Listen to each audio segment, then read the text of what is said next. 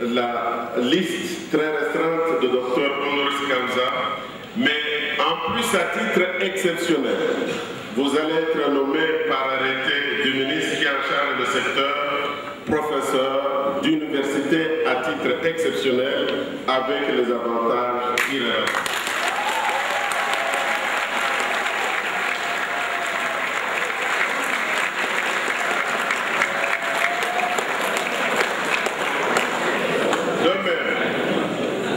L'option qui est levée, c'est non seulement ouvrir la chaire sur l'écriture nord-africaine Mandombe à l'université de Kinshasa, mais dans les universités et les instituts supérieurs pédagogiques pour que, en collaboration avec le ministère de l'enseignement primaire, secondaire et professionnel, que l'écriture Mandombe fasse partie du programme officiel du secteur éducation du gouvernement congolais.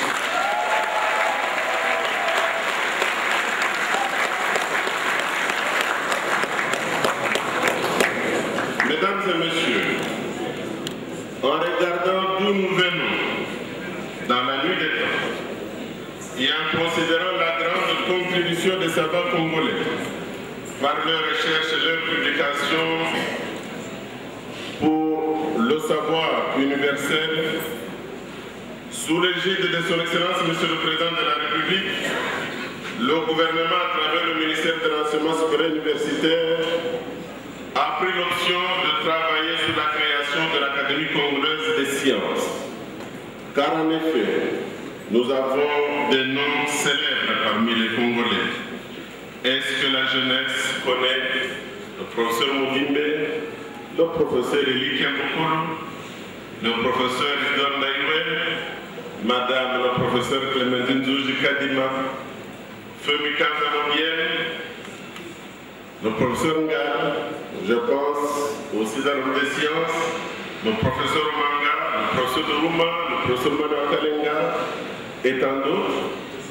Il est donc important que notre pays, en se dotant d'une académie, puisse être en mesure de pouvoir non seulement canaliser et encadrer la contribution des scientifiques congolais, de valoriser les grandes contributions des scientifiques congolais.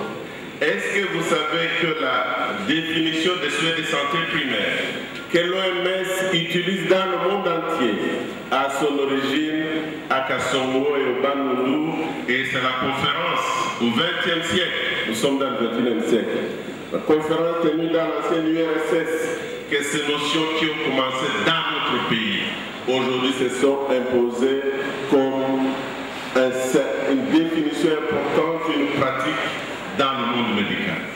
Est-ce que vous savez que les premières recherches sur le virus du VIH qui ont été organisées à Kinshasa et à Kikwit et qui ont permis à ce que l'OMS puisse définir cette maladie dans ce qu'on appelle la conférence de Bangui, est-ce que vous savez que ce sont encore les professeurs congolais qui ont permis à ce que l'OMS aujourd'hui continue à utiliser cette définition? Il est donc important que la création de l'Académie des sciences, qui aura 3 volets, un volet de l'Académie des sciences en sciences fondamentales et appliquées, premier volet, en sciences humaines et sociales, deuxième volet, et en lettres, il est important que toute la grande contribution des scientifiques congolais puisse être protégée, qu'elle puisse être valorisée et que surtout cette académie puisse pouvoir, chaque année, pouvoir reconnaître les mérites de telle ou telle contribution pour que la nation congolaise soit fière de ses chercheurs et qu'elle puisse contribuer à cet encadrement. Nous veillerons à ce que dans cette académie figurent aussi d'éminents professeurs provenant d'autres pays africains et d'autres continents, mais sachez la détermination du chef de l'État à ce que les scientifiques, à travers l'Académie des sciences, puissent être en mesure, non pas d'attendre 23 ans. Wabila lui a attendu 23 ans depuis l'invention. Je lui ai dit il y a 2 ans, ne parlez pas de révélation. j'étais heureux de voir que le professeur Elie qui est revenu sur ça, rappelez-vous, je vous ai dit, parler d'invention, pas dans le monde scientifique, si vous dites invention, vous comprendrez.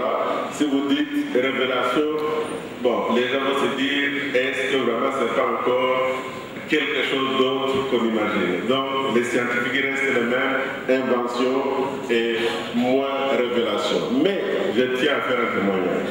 Le directeur du cabinet du chef suprême m'a dit que là où M. Abdelhadi a été paralysé pendant 5 heures, sans être en mesure de lever ses 2 jambes, c'était dans le village, le Bas-Congo, dans le village du directeur du cabinet du chef spirituel.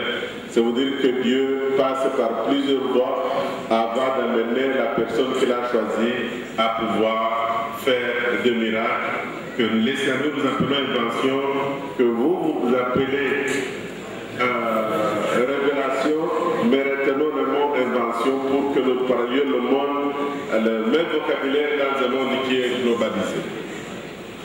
Pour terminer donc, il est bon de se rappeler que la cérémonie de ce jour constitue un moment important dans la marche de notre université vers un savoir plus renforcé et plus ouvert au monde. M. David Wabeladio a pris la bonne direction et j'invite la communauté scientifique congolaise à lui emboîter le pas avec la détermination de privilégier l'excellence et l'assurance qualité. Que vive l'écriture Mandombe, que vive le partenariat scientifique avec les universités du monde, que l'Éternel Dieu bénisse et protège M. David Wabeladio du pays, que vive la République démocratique du Congo. Je vous remercie.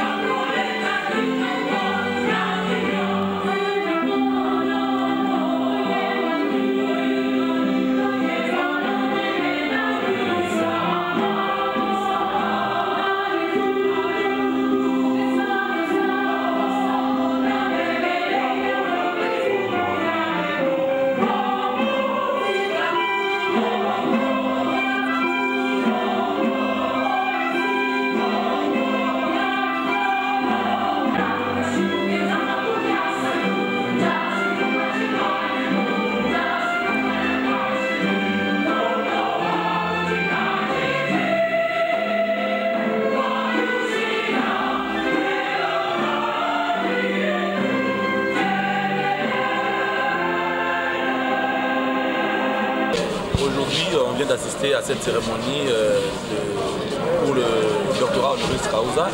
À part les honneurs et les avantages que l'auteur de cette invention va avoir, que comptez-vous, que compte faire le gouvernement concrètement pour l'œuvre elle-même, pour qu'elle soit immédiatement opérationnelle? Le gouvernement, sur instruction du chef de l'État, a décidé de s'approprier cette invention qui, en fait, comme vous l'avez vu, est une œuvre qui allie les lettres, les sciences exactes, avec des applications au niveau de l'architecture, au niveau de la physique, au niveau de tout ce qui est art. C'est une grande contribution au savoir universel d'un digne fils du pays qui l'a mise au point depuis 23 ans.